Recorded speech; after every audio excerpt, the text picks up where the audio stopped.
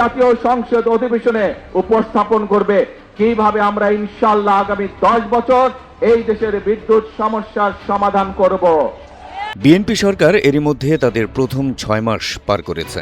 সফল কিংবা ব্যর্থ বলার জন্য এই সময়টা যথেষ্ট না হলেও অনেকে বলছেন এই 6 মাসে অন্তত সরকারের মোটিভ বোঝা সম্ভব। ভবিষ্যতে কেমন করবে তার একটা নমুনা চিত্রও হতে পারে 6 মাসের এই কর্মকাণ্ড।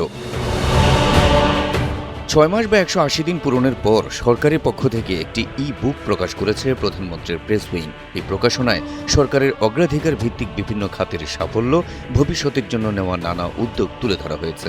ই-বুকে বোঝানোর চেষ্টা করা হয়েছে ব্যর্থতা নয় বরং সফলতার দিকেই এগিয়ে যাচ্ছে বাংলাদেশ। নৌকামান মশা দিবসে এক্সট্রিম সমাধান। কিন্তু সরকার নিজেদের সফল বলতে চাইলেও বিরোধী দলের প্রধান শরিক দল এনসিপি মনে করছে সফল তো নয় বরং প্রথম 6 মাসে নিদারুণভাবে ব্যর্থতার পরিচয় দিয়েছে সরকার। দলটির মতে এই 6 মাস বিএনপি সরকার সম্পূর্ণ ব্যর্থ হয়েছে, জাতিকে হতাশ করেছে। 24 আগস্ট সোমবার ক্ষমতাসীন বিএনপি সরকারের 180 দিনের ব্যর্থতার চিত্র তুলে ধরতে দলের সংবাদ সম্মেলনে নানা অভিযোগ করেন এনসিপির আহ্বায়ক।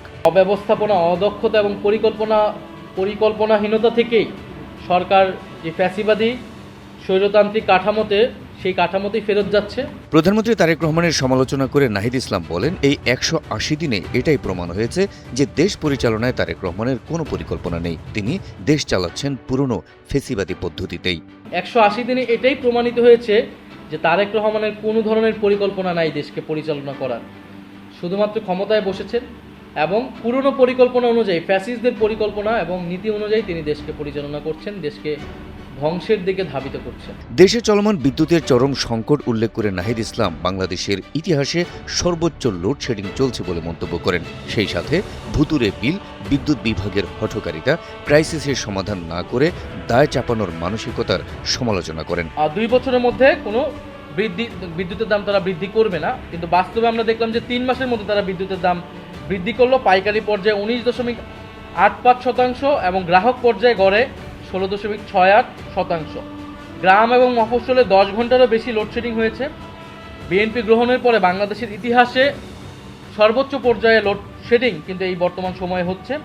এর সঙ্গে যুক্ত হয়েছে ভুতুরে বিদ্যুৎ বিল, যেখানে বিতরণ কোম্পানিগুলো সিস্টেম লসের দায় গ্রাহকদের উপর চাপানো হচ্ছে এবং এই সংকটের সমাধান না করে বিদ্যুৎ বিভাগ উল্টো ভুতুরে বিলের নিয়ে অপপ্রচারের জন্য শাস্তির হুঁশিয়ারি দিয়েছে। আপনারা দেখবেন যে একটা বিজ্ঞপ্তি দিয়ে তারা এটা যারা সমালোচনা করতেছিল তাদের বিরুদ্ধে হুঁশিয়ারি দিয়েছে। গ্যাস ও জ্বালানি ক্ষেত্রে সরকারের ব্যর্থতা তুলে ধরে নাহিদ ইসলাম জ্বালানি সংকটের জন্য স্থানীয় নেতাদের প্রশ্রয়ে সিন্ডিকেট, পাম্পের ভূগর্ভস্থ ট্যাঙ্কে তেল মজুত করা সহ সরকারের নানা দুর্বলতার কথা তুলে ধরেন। বর্তমানে দৈনিক গ্যাস চাহিদায় 43% ঘাটতি রয়েছে। এই যে সংকট, এই সংকটের পিছনে আমরা দেখেছি যে স্থানীয় নেতাদের প্রশ্রয়ে সিন্ডিকেট গড়ে উঠেছিল, পাম্পের ভূগর্ভস্থ ট্যাঙ্কে তেল মজুত করে রাখা হয়েছিল, অভিজ্ঞতাহীন প্রভাবশালী গোষ্ঠীর সরবরাহ ব্যবসায় প্রবেশ করেছে এবং উচ্চ কমিশনে বিপিসি এবং পেট্রোবাংলায় পাইকারি বিক্রি শুরু হয়েছিল এবং অর্থাৎ জ্বালানি ক্রয়ে স্বচ্ছতার প্রশ্নটা অনুপস্থিত ছিল। সরকারের প্রথম 6 মাসের কার্যক্রম মূল্যায়ন করে নাহিদ ইসলাম বলেন, সরকার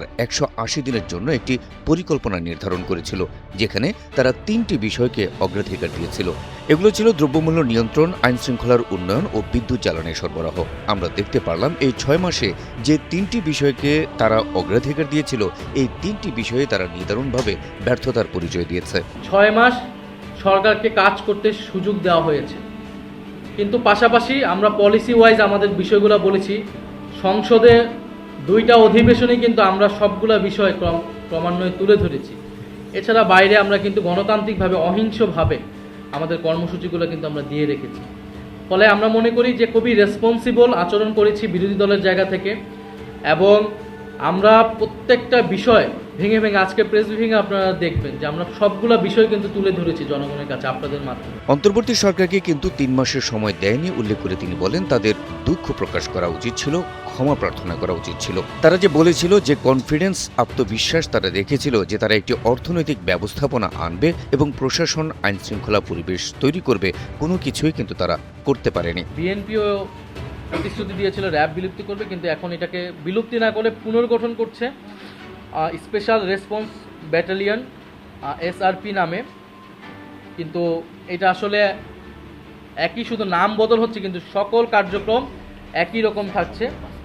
এবং জাস্ট স্যাংশন থেকে বাঁচার জন্য এই একটা ছলচাতুরি ব্যবস্থা নিচ্ছে।